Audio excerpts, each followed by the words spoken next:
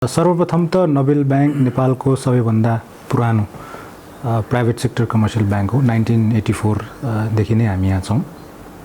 1984 देखि यहाँ हामी भएको हुनाले चाहिँ बजारमा जुन किसिमको साख हाम्रो छ त्यसमा सर्वाधिक ग्राहकहरूको चाहिँ माया, हाम्रा सबै ग्राहकहरूको मायाले गर्दाखेरि पनि हो। र त्यसपछि चाहिँ हाम्रो बोर्ड लेभलको अथवा प्रमोटर लेभलको चाहिँ जुन किसिमको चाहिँ फोकस र चाहिँ ओरिएन्टेसन चाहिँ इन टर्म्स अफ पर्फर्मेन्स, त्यो कारणले पनि हो। अनि सबभन्दा बढी अर्कोतर्फ हेर्दाखेरि चाहिँ हाम्रा चाहिँ कर्मचारीहरूको चाहिँ लगनशीलता, त्यो तिनटाको सम्मिश्रणबाट चाहिँ ब्याङ्कले चाहिँ एकदमै राम्रो चाहिँ गर्न सकेको अवस्था छ। र हजुरले सोध्नुभएकोमा लास्ट एक वर्षको दौरानमा ब्याङ्कले चाहिँ अलिकति स्ट्राटेजी चेन्ज गरेर पहिला चाहिँ नोबेल ब्याङ्क कर्पोरेट ब्याङ्क मात्रै थियो, धेरै इन्फ्रास्ट्रक्चर अथवा चाहिँ मल्टी ब्याङ्किङ कर्पोरेट्सहरूमा धेरै गर्थ्यो। लास्ट एक वर्ष जति चाहिँ हामीले चाहिँ अलिकति स्ट्राटेजी चेन्ज गरेर रिटेल एसएमईमा पनि चाहिँ धेरै गएका छौँ। हामीले चाहिँ ब्रान्च पनि खोलेका छौँ। ब्रान्च पनि हाम्रो 119 पुग्यो। 2 वर्ष अगाडिसम्म हाम्रो चाहिँ 59 ब्रान्चेस मात्रै थियो। त्यो भएकोले चाहिँ अझ धेरै ग्राहक वर्गमा जान चाहिँ हामी सफल भएका छौँ। त्यही कारणले गर्दाखेरि चाहिँ नोबेल आजको दिनमा चाहिँ यो सफलतामा चाहिँ आइपुगेको जस्तो लाग्छ मलाई। अब डिजिटल ब्याङ्किङ तर्फको जुन जर्नी छ त्यो जर्नी चाहिँ सजिलो चाहिँ छैन। त्यो सजिलो नभएको कारणले र नोबेल चाहिँ कतिपय अरू इन्डस्ट्रीको प्लेयर्सहरू भन्दा पनि यो डिजिटल जर्नीमा चाहिँ अलि पछाडि चाहिँ यो जर्नी सुरु गरेको हुनाले चाहिँ हामीले चाहिँ के विचार गऱ्यौँ भने यो डिजिटल जर्नीमा जानलाई कुनै पनि कम्पनीमा चाहिँ कुनै पनि एउटा चाहिँ नयाँ चिजको काम गर्नलाई चाहिँ उसलाई चाहिँ एक किसिमको अटोनोमी, एक किसिमको चाहिँ सेपरेट स्ट्रक्चर चाहिन्छ हैन।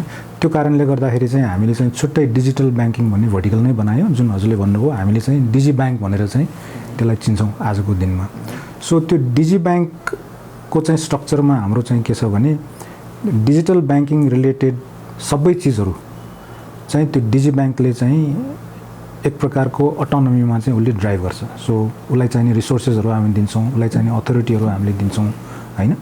त्यो डिजिटल ब्याङ्किङको जर्नीमा रणनीतिहरूको कुरा गर्दाखेरि चाहिँ मेजर दुईवटा ब्याङ्क भन्छौँ हामी हैन। ब्याङ्कभित्र पनि ब्याङ्कको कुरा गर्छौँ एउटा त, त्यो ब्याङ्कभित्र पनि ब्याङ्कमा पनि दुईवटा ब्याङ्क, एउटा चाहिँ digital banking for the employees, अर्को चाहिँ digital banking for the customers. हजुरले भन्नु खोजेको यो एउटा चाहिँ यो ब्याङ्कभित्रैको हजुर वाला चाहिँ, अर्को चाहिँ हाम्रो ग्राहक। डेफिनेटली। सो त्यसलाई हामी कसरी डिफाइन गर्छौँ भने एउटा डिजिटल वर्क प्लेस, अर्को चाहिँ डिजिटल ब्याङ्क।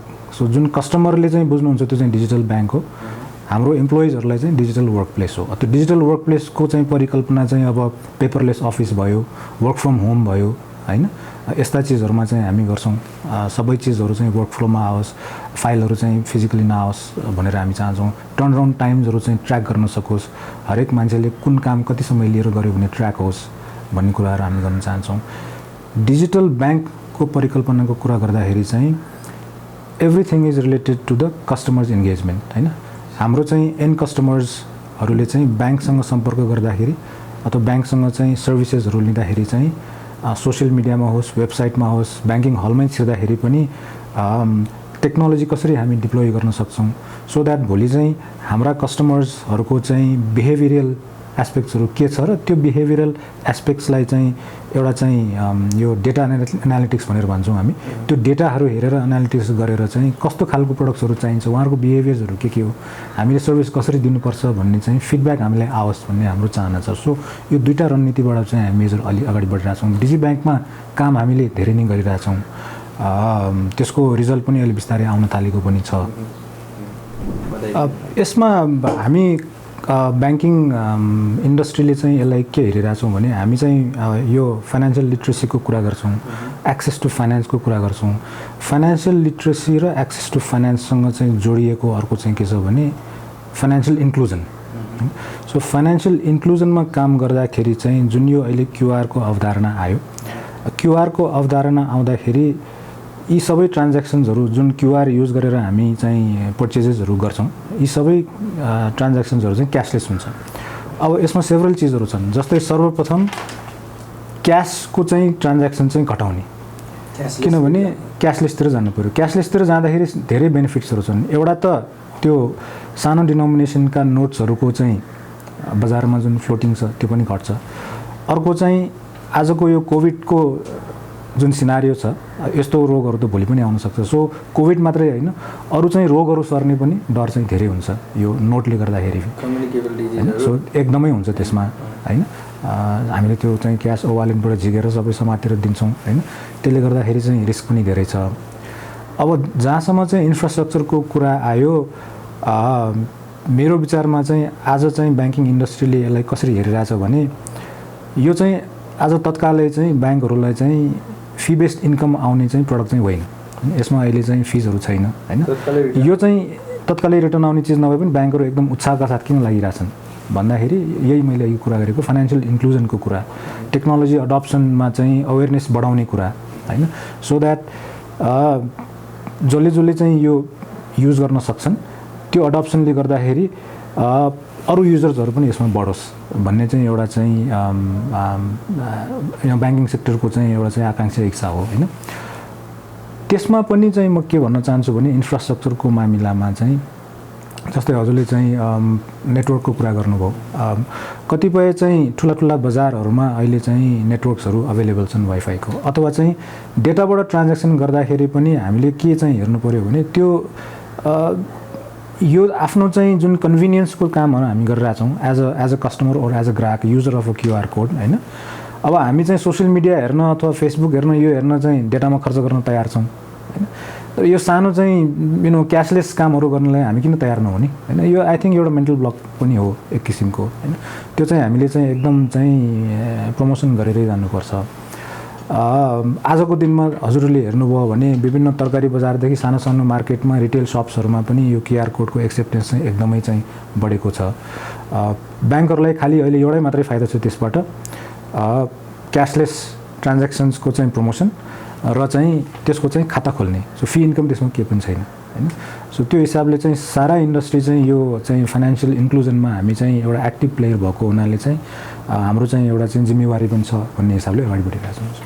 नोबेल ब्याङ्कको पछिल्लो वित्तीय विवरणहरूको कुरा गर्ने हो भने गत आर्थिक वर्षको असार मसान्तसम्ममा चाहिँ हाम्रो लेन्डिङ फिगर 153 अरब थियो भने अहिले चाहिँ बढेर हामी चाहिँ 191 अरब चाहिँ पुगिसकेको अवस्था छ। सो डिपोजिट पनि अहिले हाम्रो चाहिँ 214 अरब रुपियाँ चाहिँ पुगिसकेको अवस्था छ। सेकेन्ड क्वार्टर पौष मसान्तको चाहिँ फिगरहरू सरले हेर्नुभयो भने हाम्रो चाहिँ एनपिए चाहिँ 0.6% मात्रै छ। सो एनपिए पनि हामीले चाहिँ राम्रै म्यानेज गरेका छौँ। प्रफिट हाम्रो क्वार्टर सेकेन्डमा चाहिँ 2 अरब चान्सुन थियो जुन यो थर्ड क्वार्टर एन्डमा आएर चाहिँ त्यो प्रोपोर्सनमा 3 अरब प्लस चाहिँ हुने देखिन्छ। सो ब्याङ्कको प्रगति चाहिँ एकदमै राम्रो छ र चाहिँ खुलेरै भन्नुपर्दाखेरि इन्डस्ट्रीमा हामीले यसपालि जुन किसिमको लेन्डिङ ग्रोथ गरेका छौँ त्यो लेन्डिङ ग्रोथ चाहिँ पर ब्रान्च हेर्ने हो भने इन्डस्ट्रीको हाइएस्ट हो। सो हामीसँग 119वटा ब्रान्च छन्, 119वटा ब्रान्चबाट चाहिँ हामीले यो बिजनेस ग्रो गरे हो। सो योभन्दा बढी ग्रो गर्ने प्लेयर्सहरू पनि हुन सक्छन् तर उहाँहरूको चाहिँ नेटवर्कहरू अरू धेरै छन्। सो त्यो नेटवर्क एफिसिएन्सी हेर्ने हो भने हामी नम्बर 1मा छौँ होइन। सो त्यो चाहिँ डेफिनेटली छ। र यो अर्को इन्ट्रेस्टिङ पाटो चाहिँ अघि सरलाई मैले सुरुमै कुरा गरेँ जस्तै पहिला यो कर्पोरेट ब्याङ्किङ इन्फ्रा मात्रै गर्ने ब्याङ्क, अहिले हामी एसएमई रिटेलतर्फ चाहिँ अग्रसर भइरहेछौँ भन्ने जुन मैले कुरा गरेको थिएँ। हाम्रो यो जुन ग्रोथ आएको छ त्यसमा चाहिँ अराउन्ड 70% ग्रोथ चाहिँ हाम्रो रिटेल एसएमईबाट आएको छ यसपालि चाहिँ होइन। सो 70% होइन भनेपछि हामीले जुन ब्रान्च नेटवर्क खोल्यौँ होइन, पहिला चाहिँ 59 ब्रान्चेस मात्रै थियो 2 वर्ष अगाडिसम्म, अहिले 119वटा ब्रान्च भयो। सो सबै ब्रान्चेसहरूबाट चाहिँ व्यापार चाहिँ भइरहेको अवस्था छ। सो अहिले एकदम उत्साह एकदम बढी छ। Every one is excited. सबैले चाहिँ एकदम दिनरात भनेर नभनिकन चाहिँ काम गरिरहेको अवस्था छ। त्यो हिसाबले चाहिँ यो वित्तीय विवरणहरू स्टेबिलिटीको कुराहरू, हेल्थको कुराहरू गर्नुहुन्छ भने, ग्रोथको कुराहरू गर्नुहुन्छ भने नोबेल चाहिँ एकदम चाहिँ उत्तम अवस्थामै छ डेफिनेटली। थ्याङ्क यू हजुर। मलाई चाहिँ के लाग्छ भने नेपाल र चाहिँ हामी नेपालीहरू चाहिँ एकदम रेजिलियन्ट छौँ। त्यो रेजिलियन्सी चाहिँ हामीले लास्ट डेकेड्समा हामीले देखेका पनि छौँ होइन। हामी कहाँ अब चाहिँ एकदम इन्सर्जेन्सी भयो, त्यसपछि चाहिँ 2015मा चाहिँ त्यत्रो अर्थक्वेक भयो, अर्थक्वेक पछि पनि फेरि ब्लकेट भयो, त्यसपछि हामी चाहिँ रिभाइभ गऱ्यौँ इकोनोमीलाई होइन। लास्ट सेभरल इयर्सको फिगर्सहरू हेर्नुहुन्छ भने अर्थक्वेकको वर्ष इमिडिएटली बाहेक अरू वर्षहरूमा चाहिँ इकोनोमिक ग्रोथ चाहिँ हाम्रो चाहिँ कोभिड अगाडिको चाहिँ समयसम्म एकदम राम्रै अवस्थामा थियो। 6-7% चाहिँ ग्रोथ थियो। त्यो 6-7% ग्रोथ भनेको चाहिँ हामीले हेर्दाखेरि इन्डस्ट्री चाहिँ 5 देखि 6 वर्षमा चाहिँ जिडिपी साइज डबल हुने र इन्डस्ट्री साइज डबल हुने हो हैन। अब यो कोभिडको कारण एक प्रकारमा चाहिँ लयमा थियो। कोभिडले गर्दाखेरि चाहिँ सरले भन्नुभयो जस्तै धेरै गाह्रा कुराहरू भए, डिफिकल्टिजहरू आए। त्यो डिफिकल्टिजहरूको कुरा गर्दाखेरि जस्तै हाम्रै चाहिँ स्टाफहरू मैले डेटा पाएकोमा चाहिँ 340-50 जना हाम्रो स्टाफहरू, हाम्रो टोटल स्टाफ 1100 मात्रै हुन् हैन कोरमा। अब आउटसोर्स एजेन्सीदेखि सबै गर्ने हो भने चाहिँ 1670 हो। त्यसमा चाहिँ 350 स्टाफ चाहिँ कोभिड पोजिटिभ भए। त्यसबाट चाहिँ सबै निको भएर अहिले एकजना मात्रै चाहिँ अहिले चाहिँ पोजिटिभ भएर चाहिँ बसेका छन् रिसेन्टली। अब बिचमा चाहिँ ब्रान्चेसहरू बन्द गर्नु पर्यो, स्टाफहरूलाई चाहिँ घर घरमा लिन जानु पर्यो, ट्राभल पासेसहरू अभाइलेबल थिएन। अनि अब कतिपय स्टाफहरू चाहिँ हस्पिटलमा बस्नु पर्यो। अब फ्यामिलीहरूलाई पनि लाग्यो हैन। एकदमै चाहिँ स्ट्रेसको समय थियो ब्याङ्करहरू सबैको लागि, हाम्रो ब्याङ्कको लागि मात्रै हैन, इन्डस्ट्रीकै लागि पनि। अब तर यो चाहिँ बेसिक सर्भिसेस र एसेन्सियल सर्भिसेस भएको कारणले गर्दाखेरि कतिपय चाहिँ ब्रान्चेसहरू काउन्टरहरू चाहिँ समय मिलाएर खोलेर चाहिँ सकेसम्म चाहिँ सर्भिस चाहिँ हामीले दियौँ। कतिपय केसेसमा चाहिँ ग्राहकहरूलाई चाहिँ फोन गरेर बोलाएर पनि हामीले सर्भिस दियौँ खोल्ने बेला चाहिँ। सो त्यो डिफिकल्टिजहरू चाहिँ हामीले पार गरेका छौँ। यसले सिकाइ चाहिँ एउटा के दिएको छ भने अल दिस डिफिकल्ट समयहरूमा पनि चाहिँ चाहे वर्क फ्रम होम गरेर होस्, चाहे चाहिँ होम ब्याङ्किङ गरेर होस्, कस्टमरको घरमा गएर डेलिभरी गरेर पनि होस् हैन, सर्भिस दिनबाट हामी हट्नु हुँदैन। यो हाम्रो चाहिँ बेसिक चाहिँ कर्म हो ब्याङ्कहरूको। यो गर्नलाई चाहिँ हामीले चाहिँ गर्छौँ भनेर ठान्यौँ भने चाहिँ गर्न सकिन्छ भन्ने एउटा लर्निङ पनि भयो। अब अर्को डिफिकल्टी चाहिँ अब जुन किसिमको इकोनोमिक डाउनटर्न आयो, अब 4 महिना त सबै सटडाउनै भयो, लकडाउन भयो, सेकेन्ड लकडाउन भयो, व्यापारहरू बन्द भए। त्यसले गर्दाखेरि चाहिँ राष्ट्र ब्याङ्कको निर्देशनमा जुन हामीले चाहिँ रियायतहरू दियौँ, अब पहिला त 10% चाहिँ डिस्काउन्टको कुरा आयो, त्यसपछि 2% रेट घटाउने कुरा आयो। त्यसबाट चाहिँ नोबेल जस्तो एउटा संस्थाले पनि चाहिँ 60-65 करोडको चाहिँ हिट लिएको छ इन्कममा चाहिँ हैन। सो त्यो चाहिँ हाम्रो कन्ट्रिब्युसन पनि हो एक प्रकारले चाहिँ। सो यो एकदम गाह्रा अप्ठ्यारा अनुभवहरूबाट अहिले आएर चाहिँ अब लास्ट सेभरल मन्थ्समा चाहिँ अलिकति इकोनोमी फेरि पिक गरेको। कोभिड भइ नै राखे पनि चाहिँ अलिकति चाहिँ लाइफ चाहिँ रेगुलराइज र नर्मल हुन थालेको जस्तो चाहिँ हामीलाई पनि फिल भएको छ। हुन त अब नेबरिङ कन्ट्रिजमा इन्डियातिर चाहिँ सेकेन्ड चाहिँ यो वेभ आइरहेछ, थर्ड वेभ पनि आउँछ भन्ने खालको चाहिँ शङ्काहरू भइरहेछन्। तर नेपालमा चाहिँ हामी रेजिलियन्ट भएको कारणले अथवा चाहिँ हाम्रो चाहिँ फुड ह्याबिट्सको कारणले पनि हुनसक्छ भन्छु म। हामी जुन किसिमको चाहिँ खानाहरू खान्छौँ त्यसले गर्दाखेरि एटलिस्ट ह्युमन ड्यामेजेसहरू पनि कमै भएको अवस्था छ। सो त्यो लर्निङबाट अगाडि लिएर जाँदाखेरि फ्युचरमा पनि त्यस्ता चाहिँ कुनै किसिमको चाहिँ ब्ल्याक स्वान इभेन्ट्सहरू आयो भने ब्याङ्किङ इन्डस्ट्री मात्रै होइन, हाम्रो एन्टायर नेपालका सबै उद्योग व्यवसायहरू र नेपाली इकोनोमी इटसेल्फ चाहिँ बााउन्स ब्याक गर्न चाहिँ एकदम सक्ने केपेबिलिटी बनाएको भन्ने जस्तो मलाई लागेको छ। एक प्रकारको कृषिको कुरा गर्दाखेरि जहाँसम्म नोबेलको कुरा गर्नुहुन्छ, राष्ट्र ब्याङ्कले जुन दिएको चाहिँ रेगुलेटरी लेन्डिङको पर्सेन्टेज छ, हाम्रो ब्याङ्कमा चाहिँ समस्या छैन। हामी चाहिँ मोटामोटी मिट गर्न सक्ने अवस्थामा छौँ। सो एकदम चाहिँ धेरै डेफिसिट मात्रै छ, हामीसँग 3 महिना बाँकी छ, हामी चाहिँ त्यो मिट गर्छौँ, त्यो समस्या छैन। अभियसली यो लास्ट सेभरल इयर्सदेखि चाहिँ राष्ट्र ब्याङ्कले चाहिँ एक प्रकारको चाहिँ डिरेक्टेड लेन्डिङमा चाहिँ सबै ब्याङ्कहरूलाई कृषि कर्जा दिनुपर्छ, कृषिमा लाग्नुपर्छ, कृषि नै चाहिँ हाम्रो चाहिँ ब्याकबोन हो भन्ने खालको कुरा भएकोले धेरै ब्याङ्कहरू अलि पहिला अगाडिदेखि नै यसमा चाहिँ एक्टिभ भएको हुनाले मेरो विचारमा इन्डस्ट्रीमा पनि कृषिमा चाहिँ धेरै डेफिसिट चाहिँ छैन। र पहिलाभन्दा चाहिँ अहिले एकदम एग्रिकल्चरल लोनहरू चाहिँ गर्ने, खोजेरै गर्ने, त्यो किसिमको चाहिँ विभिन्न चाहिँ इन्टिग्रेटेड टाइअप्सहरू पनि गर्ने हैन खालको कामहरू पनि धेरै नै भइरहेको अवस्था छ।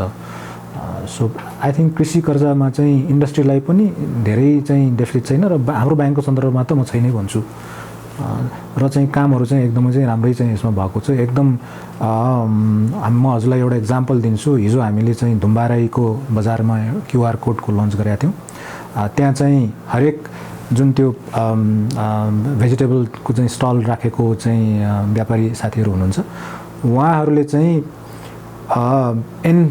जुन फार्मर छ फार्मरसँग कन्ट्र्याक्ट गरेर चाहिँ काम चाहिँ गर्नुभएको छ होइन। सो त्यस्तो टाइपमा गरेर हामी चाहिँ एन्ड फार्मरलाई पनि हामी फाइनेन्स गर्ने चाहिँ अवेन्युजहरू चाहिँ खोजिरहेछौँ, हामी गर्दै पनि छौँ त्यो होइन। त्यसले गर्दाखेरि एक किसिमको कन्फिडेन्स कम्फर्ट पनि चाहिँ आएकै छ यो सेक्टरमा पनि होइन। सो लोकल प्रड्युस युज गर्ने, लोकल प्रोडक्सन गर्नुपर्छ, गर्न सकिन्छ, त्यसको कमर्सियल भायबिलिटी छ, बजार छ भन्ने कुराहरू चाहिँ धेरै आउन थालेपछि चाहिँ कामहरू चाहिँ त्यसमा धेरै नै भएको छ। अभियसली अब हाम्रो देशमा चाहिँ ल्यान्ड चाहिँ एकदम फ्रेगमेन्टेड छ, एकदम फ्रेगमेन्टेड ल्यान्ड भएको हिसाबले चाहिँ म्यासिभ स्केलमा चाहिँ कमर्सियल एग्रिकल्चर गर्न चाहिँ अझै समय लाग्छ होइन। त्यो चाहिँ प्रब्लम हाम्रो देशमा चाहिँ कोअपरेटिभ मोडलबाटै जान चाहिँ उपयुक्त होला। अब त्यो कोअपरेटिभ मोडलमा चाहिँ अलिअलि काम भइरहेको हामी सुन्छौँ, तर बिग स्केलमा भइरहेको चाहिँ हामी त्यति सुन्दैनौँ आजको दिनमा होइन। तर आई थिङ्क यो लर्निङहरू भइसकेपछि यो एक्सपिरियन्सहरू हुँदै आएपछि चाहिँ त्यस्ता खालका एक्टिभिटिजहरू पनि बढेर आउँछ जस्तो चाहिँ मलाई लाग्छ। तर व्यवसायहरूले गुनासो गर्छन् नि सर, ब्याङ्कहरू चाहिँ खालि चाहिँ लिप्त भए प्रफिट कमाउनमा मात्रै हाम्रा गुनासाहरू पनि सुनेन भनेर भन्छन् नि, यसमा के भन्नुहुन्छ? अब यसमा चाहिँ हजुरले के बुझ्नुपर्छ भने कमर्सियल ब्याङ्क्स भनेको चाहिँ प्रफिट मेकिङ एन्टिटिजहरू हुन् होइन। Ultimately we are responsible to our share holders. So share होल्डर्सलाई चाहिँ रिटर्न अन देयर इन्भेस्टमेन्ट चाहिँ चाहिन्छ होइन। त्यो हिसाबले चाहिँ डेफिनेटली प्राइम रेस्पोन्सिबिलिटी त्यहाँ आयो। अब कमर्सियल ब्याङ्किङ अथवा ब्याङ्किङकै जेनरल कुरा गर्दाखेरि चाहिँ फर्स्ट एन्ड फरमोस्ट हामी चाहिँ डिपोजिटर्सको ट्रस्टी हौँ। सो एउटा रेस्पोन्सिबिलिटी हाम्रो डिपोजिटर्सहरूमा छ। डिपोजिटर्सले जुन विश्वास र जुन ट्रस्टबाट चाहिँ पैसा हामी कहाँ राख्नु भएको छ त्यो ट्रस्टलाई चाहिँ हामीले टुटाउनु हुँदैन एउटा त्यो। सो त्यो पैसा लिएर चाहिँ जुन हामी चाहिँ लेन्डिङ व्यापार गर्छौँ त्यसमा चाहिँ अनेक किसिमको चाहिँ नियम कानुन बनाएर चाहिँ त्यो पैसा चाहिँ फिर्ता आउन सक्ने गरी चाहिँ हामी लेन्डिङ गर्छौँ। तर त्यसमा अलि रिस्क त डेफिनेटली भइहाल्छ होइन। त्यो रिस्कको हिसाबले चाहिँ हामी प्राइसिङहरू चाहिँ गर्छौँ। त्यसैले यो जुन ब्याङ्कले प्रफिट मात्रै धेरै हेऱ्यो भन्ने कुराहरू जुन आउँछ, मेरो विचारमा चाहिँ जुन किसिमको इन्भेस्टमेन्ट चाहिँ सेयर होल्डर्सले गरेका छन् र उहाँहरूको रिटर्न हेर्ने हो भने त्यो चाहिँ एकदमै हाई चाहिँ छैन होइन। एक जमानामा अलि चाहिँ राम्रो ठाउँमा थियो होला, अहिले त्यो एकदमै घटेर गएको छ। किनभने अब हजुरको राष्ट्र ब्याङ्क हाम्रो रेगुलेटर पनि एकदमै चाहिँ सक्षम र एकदमै चाहिँ व्यवस्थित किसिमको चाहिँ रेगुलेटर हो। इनफ्याक्ट साउथ एसियामा चाहिँ हामी यसो कुरा गर्दाखेरि साथीहरूसँग कुरा गर्दाखेरि चाहिँ हाम्रो एनआरबी चाहिँ one of the best in the region चाहिँ रेगुलेटर हो। त्यो कारणले गर्दाखेरि त्यो रेगुलेटेड बिजनेस जुन ट्रान्सपेरेन्टली हामीले गरिरहेछौँ, फेरि सिएसआर एक्टिभिटीहरू गरेर सबै चाहिँ डिस्क्लोजरहरू गरेर गरिरहेछौँ, त्यो हिसाबले चाहिँ मेरो विचारमा ब्याङ्किङ सेक्टरबाट चाहिँ सिकेर अरू इन्डस्ट्रियल सेक्टर्सहरू पनि यसरी नै ट्रान्सपेरेन्ट भइदिए होइन, यसरी नै रेगुलेटेड भइदिए भने इकोनोमी एज अ होललाई चाहिँ धेरै नै फाइदा हुन्छ जस्तो मलाई लाग्छ। खराब कर्जाको कुरा गर्दाखेरि सरप्राइजिङली डिस्पाइट अफ कोभिड चाहिँ इन्डस्ट्री इटसेल्फको एनपिए जुन नन पर्फर्मिङ लोनको कुरा गर्छौँ त्यो चाहिँ डिटेरियोरेट भएको चाहिँ छैन होइन। हाम्रो चाहिँ असारको र अहिलेको कुरा गर्दाखेरि इज बिलो 2 छ, बिलो 2 नै छ। ब्याङ्कहरूले चाहिँ हिट कहाँ खाएको छ भने अब कोभिड रिस्ट्रक्चरिङहरू हामीले गऱ्यौँ। विभिन्न व्यवसायीहरूलाई चाहिँ यो डिफिकल्ट टाइमलाई टाइड अराउन्ड गर्न यसमा चाहिँ अलिकति चाहिँ टाइम बाई गर्न सम्हाल्न चाहिँ हामीले समय दिनु पऱ्यो। अनि रिस्ट्रक्चरिङहरू विभिन्न कारणले आयो, त्यो पनि राष्ट्र ब्याङ्कको निर्देशनअनुसार हामीले गऱ्यौँ। त्यो गर्दाखेरि मोटामोटी हाम्रो ब्याङ्कको कुरा गर्नुहुन्छ भने 4 अरब 500 रुपियाँ 4.5 अरब रुपियाँ जतिको चाहिँ हामी चाहिँ कोभिड रिस्ट्रक्चरिङ गरेका छौँ। सो त्यो कोभिड रिस्ट्रक्चरिङमा चाहिँ हामीले 1% प्रोभिजन बाहेक बाँकी 4% पनि हामीले गर्नुपर्छ। सो 5% प्रोभिजन गर्नुपर्छ। तर त्यो बाहेक चाहिँ हाम्रो चाहिँ एनपिएमा चाहिँ डिटेरियोरेट भएको छैन। हाम्रो एनपिए इनफ्याक्ट लास्ट इयरभन्दा इम्प्रुभ भएको छ। 0.65 थियो, अहिले 0.6 मा आएको छ। त्यो कारण किनभने अघि मैले सुरुमा चाहिँ सरलाई चाहिँ कुरा गरेँ जस्तै नबिल चाहिँ एकदमै चाहिँ ट्रस्ट बोकेको ब्याङ्क हो बजारमा। सो उसले पहिला धेरै कर्पोरेट ब्याङ्किङ गरेको थियो। सो नबिलसँग भएका ग्राहकहरू चाहिँ इन्डस्ट्रीमा भएका चाहिँ क्रिम द बेस्ट चाहिँ ग्राहकहरू हामी कहाँ छन्। त्यो भएर चाहिँ ब्याज तिर्ने अवस्थामा चाहिँ कतिपय चाहिँ डिफिकल्ट अवस्थामा पनि तिर्न सक्ने अथवा अर्को व्यापारबाट ल्याएर चाहिँ सम्हाल्न सक्ने चाहिँ ग्राहकको वर्गहरू हामी कहाँ धेरै छ। सो त्यो हिसाबले नबिल चाहिँ in a very good place हजुर। यसमा दुईवटा चिज छ हजुर। एउटा नबिल अहिले नबिलको चाहिँ ग्रोथ ट्रेन्ड यो वर्षको हेर्ने हो भने हामीले चाहिँ अग्रेसिभ अर्ग्यानिक भनेर भनेका छौँ र हामीले अग्रेसिभ अर्ग्यानिक बिजनेस नै चाहिँ गरेको अवस्था छ यो फिस्कल इयरमा सो फार। अब रह्यो कुरा मर्जर अथवा एक्विजिसनको कुरा चाहिँ यो चाहिँ म्यानेजमेन्ट भन्दा चाहिँ जुरिसडिक्सन चाहिँ more towards promoters and board हो हैन। यसमा चाहिँ हामीले त म्यानेजमेन्टले एडभाइस मात्रै गर्ने हो, चाहिँ कुन संस्थाको के हुन्छ, स्वाप रेसियो के हुन्छ भनेर हिसाब गरेर दिने हो। फाइनल नेगोसिएसन डिस्कस गर्ने चाहिँ जुरिसडिक्सन म्यानेजमेन्टको त्यसमा डेफिनेटली होइन। तर सरले भन्नुभयो जस्तै चाहिँ जुन कन्सोलिडेसनको कुराहरू आइरहेछन्, कन्सोलिडेसनको कुराहरू आउँदाखेरि चाहिँ कुनै चाहिँ राम्रो संस्था कुरा मिल्ने पार्टनर पायो भने वाइ नट भन्ने चाहिँ अभियसली मेन्टालिटी चाहिँ बनेको अवस्था छ। तर अब गर्ने नै भयो, भइ नै सक्यो भन्ने चाहिँ त्यो कुरा चाहिँ सायद चाहिँ अब गर्न चाहिँ मैले चाहिँ एकचोटि चाहिँ हाम्रो चाहिँ मैले भन्न चाहिँ त्यो उपयुक्त सायद नहोला, किनभने त्यसको धेरै चिजहरू चाहिँ मलाई थाहा पनि नहुनसक्छ। ए अब कसलाई भित्राउँदैछ त यो प्रारम्भिक केही भन्न मिल्छ? त्यो त अहिले त त्यस्तो त केही चाहिँ भएको छैन। तयारी त भएको होला? तयारी त अब अभियसली हामीले फिगर्सहरू हेर्ने कुरा अथवा प्रिलिमिनरी कुराहरू गर्ने कुरामा त अभियसली चाहिँ भइ नै हाल्छ। तर अब यहाँ फेरि इन्डस्ट्रीमा कस्तो हुन्छ भने कसैसँग एकचोटि चाहिँ चिया गफ पनि गरियो भने चाहिँ ल अब भोलिदेखि मर्जर हुन लाग्यो भन्ने हल्ला हुन्छ, त्यो पनि ठिक होइन होइन। सो यसमा यो मर्जर्स एन्ड एक्विजिसन त्यति सजिलो पनि छैन होइन। एक दुई राउन्ड कुरा गरेर चाहिँ फाइनल भइहाल्ने चिज पनि होइन। यसमा आई थिङ्क यसमा हतार नगरिकन चाहिँ एक किसिमको मेच्योरिटीले होइन सबै चिज कन्सिडर गरेर ब्याङ्कले जब डिसिजन लिन्छ तब कन्सिडर डिसिजन नै लिन्छ हजुरको। अब यो कोभिड-19 भन्ने चिज चाहिँ कस्तो पर्यो भने सारा संसारमा चाहिँ सबै चिज चाहिँ ठप्प नै पारेको एक समयमा चाहिँ पर्यो। अब लास्ट फिस्कल इयरको कुरा गर्दाखेरि 4 महिना त हामी ठप्पै थियौँ होइन। अभियसली त्यसको रिपरकसन्सहरू त इकोनोमीमा आइ नै हाल्छ। जस्तै आजको दिनमा चाहिँ हामीले कुरा गर्दाखेरि हाम्रो एन्टायर पोर्टफोलियो इन्डस्ट्रीले पनि यही प्र्याक्टिस गरिरहेछ। हामी रेड जोन, एम्बर जोन र ग्रिन जोन भन्छौँ होइन। सो ग्रिन जोन भनेको चाहिँ लिस्ट अफेक्टेड, एम्बर जोन भनेको चाहिँ मोडरेटली अफेक्टेड र चाहिँ रेड जोन भनेको चाहिँ हाइली अफेक्टेड। अब हाइली अफेक्टेड एरियाजहरू कुन पर्छ भन्दाखेरि जस्तै चाहिँ हस्पिटालिटी अथवा टुरिज्म इन्डस्ट्री, जहाँ चाहिँ एकदम ट्राभल गर्नुपर्छ र ट्राभल इज अल्सो रिस्ट्रिक्टेड होइन अहिले आजको दिनमा। सो हामी चाहिँ ठमेल गयौँ भने ठमेलका होटलहरू चाहिँ अहिले खाली खाली नै छन्, बाहिरबाट चाहिँ टुरिस्ट आउन सक्ने अवस्था चाहिँ छैन होइन। तर हामी चितवन गयौँ भने डोमेस्टिक टुरिस्टहरू छन्, अहिले ट्राभलहरू सुरु भइसकेको छ अलिअलि। पोखरा गयौँ भने अलिअलि डोमेस्टिक टुरिज्महरू छन् होइन। सो यो सेगमेन्टमा पनि त्यो सेगमेन्टभित्रको चाहिँ सब सेगमेन्ट्सहरूमा पनि एकदमै फरक परेको र फरक नपरेको चाहिँ सेगमेन्ट्सहरू पनि छन्। अनि अब यो बन्दाबन्दीको कारणले चाहिँ इकोनोमिक ट्रान्ज्याक्सनै केही नभएपछि इम्प्याक्ट त अलिअलि चाहिँ आउने नै भए।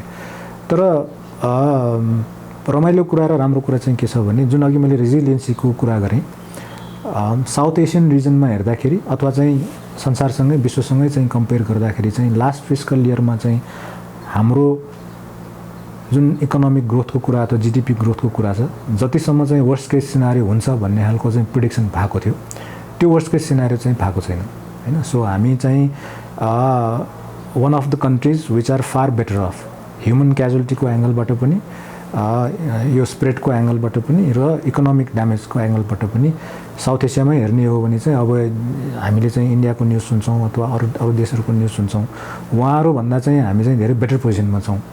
र अहिले रिसेन्टली दिएको चाहिँ वर्ल्ड ब्याङ्क अथवा आइएमएफहरूको चाहिँ प्रोजेक्सन्सहरू हेर्ने हो भने पनि चाहिँ 1.5 देखि चाहिँ 2.5 को चाहिँ रेन्जको चाहिँ प्रिडिक्सन छ जिडिपी ग्रोथको होइन। र हामीले नै हेरिरहेछौँ लास्ट 5-6 मन्थ्समा। अब यो कोभिडको पिकमा चाहिँ हामी आफै चाहिँ ब्रान्चेसहरूमा ट्राभल गर्दैनथ्यौँ होइन। अब हामी ब्रान्चेसहरूमा जान थालेका छौँ। हामी ब्रान्चेसहरूमा जाँदाखेरि त्यहाँको एक्टिभिटिजहरू हेर्दाखेरि जेनरली चाहिँ बिजनेसेसहरू चाहिँ रेगुलराइज र नर्मलाइज भएको स्थितिहरू चाहिँ आइसकेको अवस्था छ होइन। त्यो कारणले गर्दाखेरि अब जुन किसिमको चाहिँ वेभ 2 को चाहिँ एक किसिमको फियर फ्याक्टर छ। अब त्यो वेभ 2 चाहिँ भयङ्कर किसिमले आयो भने मेबी होइन। तर अहिलेको हिसाबले हेर्दाखेरि चाहिँ I think we are in a good place र चाहिँ एकदमै वर्स्ट केस सिनारियो एक्सपेक्ट जस्तो चाहिँ होला जस्तो मलाई लाग्दैन। र हामी चाहिँ अघि मैले भने जस्तै फेरि नेपालीहरू रेजिलियन्ट पनि छन् होइन। त्यो रेजिलियन्सले गर्दाखेरि पनि चाहिँ प्रब्ली यो फिस्कल इयरमा चाहिँ हामी अलिकति भए पनि ग्रोथ देखाउन सक्ने नै चाहिँ पोजिसनमा छौँ कि जस्तो मलाई लाग्छ। सर अब हामी अन्तिममै छौँ, अन्तमा नबिल ब्याङ्कका आम ग्राहकहरूलाई के भन्न चाहनुहुन्छ?